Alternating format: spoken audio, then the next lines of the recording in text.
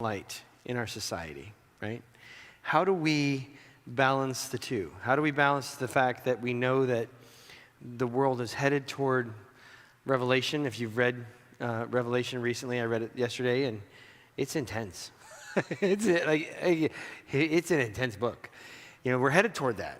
But at the same time, how do we live today with the sense that what we do is significant, not just in our lives, but in the lives of the people around us in a redemptive fashion? I think Nehemiah shows us that very acutely.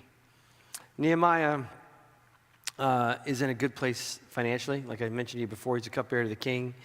He's got a good job. He's well looked after. He's living in Babylon. This is kind of his whole life. And he hears about a place he's never been, Jerusalem, and about a city that has walls that are broken down, gates that are burned with fire. And he gets a personal burden to say, what does God want me to do to be a part of seeing some change happening? I want to give you a background in Nehemiah, but I just want to mention something quickly. I was talking to a pastor friend of mine today for a while, and it was really nice to FaceTime him. And we talked for almost 2 hours. And he told me, because he planted a church, and he said his church is looking now to plant another church, right? Which I thought was so cool. And I said, how's it going? He said, well, you know, it's making a difference in people's lives. And so we want to continue to do this. And I thought to myself, you know, that's always been the church's attitude. If the world is crumbling around us, we still hold out that God is close to us. There's an important thing that we can walk with him. You know, if the world's a Titanic and we've hit the iceberg and we are going into the Atlantic Ocean, we're the musicians that are playing Near My God to Thee, right? Like that's our role. And you know, we look around and we see whether it's our economy or the housing market and lots of things that are just crazy. And we say, Lord, I want to minister to you and by your power and strength. And so Nehemiah, he was taken care of, but he got a burden that the city of his fathers, even though not his biological father, but his history, it was totally in ruins. And so he starts to go immediately to the Lord and confess his sins and say, Lord, do something in our time, right? I'm encouraged, and this is not a political statement, it's a worldview statement. I'm encouraged that our Supreme Court is going to let us as states decide about the abortion, all right? The womb has been the most dangerous place to be in America. And so as an American who loves this country, I would love us to stand up and say, we're going to affirm life from conception until death. And so when I see those kind of things, I get encouraged. But at the same time, you understand there's always going to be people who go their own way. And so Nehemiah got a personal burden and said, I want to be a part of the solution. And so he immediately prayed. He confessed the sins of his people and asked the Lord to work and reminded the Lord of his covenant. God, you promised to bless us. If we do these things, you promised to bless us. And he had. And so in chapter 2, he's serving the king, and you guys know this. He's looking kind of sad. You're not supposed. It's against the law. You're not supposed to look sad in front of the king. And the king, he was close to the king, and the king looked at him and said, Nehemiah, what's wrong? The queen is by him. That's likely tied to Queen Esther. That there would have been some connection there. And he says, this is the problem. Lays the problem out. And the king, who has a small role in the book, says, not only I'm going to let you get out of work, right? But, which was a big deal. When you're the king, your cupbearer is very important, okay? I told the students yesterday, we were talking about history, and we were talking about Tamerlane, and he was kind of a Muslim warlord, and I mentioned Islam, and I mentioned how Muhammad died. And you may know this, but he was in a community and he killed a bunch of Jewish men. And so this Jewish woman, he had killed her father and her husband. This Jewish woman volunteers to make him a meal. And Muhammad, being so crafty, said, yeah, that sounds great. And the tradition is that she poisoned him. So lesson for life. If you're going to, pillage a community, don't ask them to feed you afterwards, okay?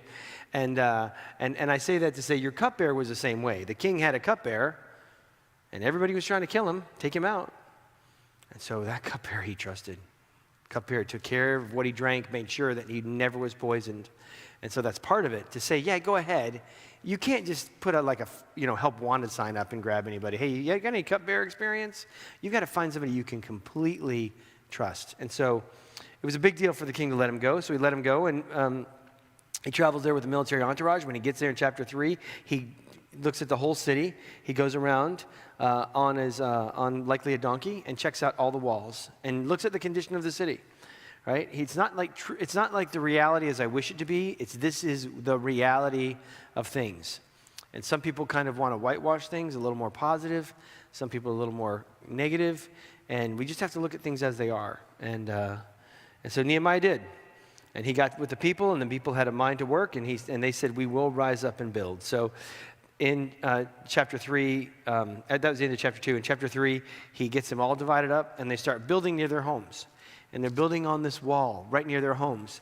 And what's going to happen in our lives, in our community, if our homes get transformed, our community gets transformed.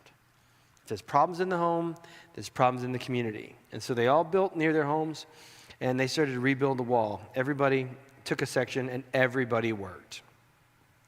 In chapter 4 and chapter 6, there's external attacks. And I wish it weren't so, but every time you try to do something for the Lord, you get external attacks. It's just the way it works. Talking to my pastor friend today, and he was telling me about some of the stuff they've been through, and it's been hard. And this is all part of doing anything for the Lord. And then we see very clearly how Nehemiah handled it. Nehemiah was too busy doing a good work to let those external attacks drag him down. All right? A good leader leads and knows what's going on and will not get caught in the morass of the external attack, right? You deal with it appropriately. We had something happen even here where I had to take a process that I'm still in, and I was like, no problem, right? This was, I guess this happened about 6 weeks ago.